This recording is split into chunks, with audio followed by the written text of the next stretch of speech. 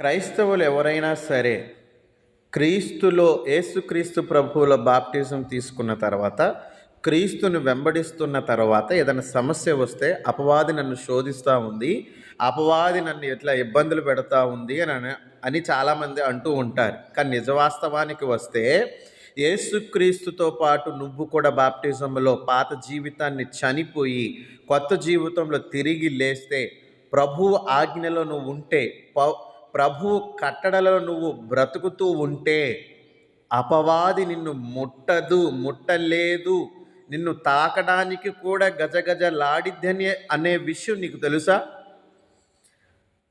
దేవుని వాక్యం సెలవిస్తూ ఉంది, యేసుక్రీస్తు ప్రభువులో నువ్వు నిలకడగా ఉంటే, దేవుని కట్టడలలో నువ్వు అనుదినము జ్ఞాపకము చేసుకుంటూ భయపడుతూ భయభక్తులు కలిగి తండ్రిలో దేవునిలో నువ్వు బ్రతకగలిగితే, నిన్ను నువ్వు మార్చుకొని యథార్థంగా నీతిగా నిజాయితీగా బ్రతుకుతూ ఉంటే అపవాది నిన్ను తాకడానికి కూడా భయపడతాడు.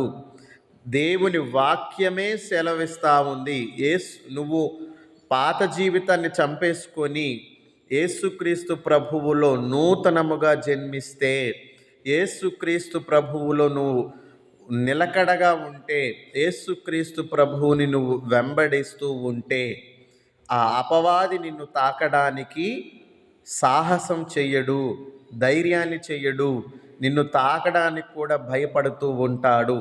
స్వయముగా దేవుని వాక్యమే సెలవిస్తూ ఉంది.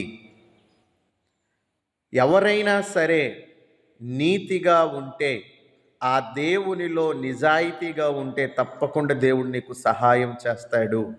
అంతేగాని కష్టాలు వచ్చాయి, ఇబ్బందులు వచ్చాయి, సమస్యలు వచ్చాయి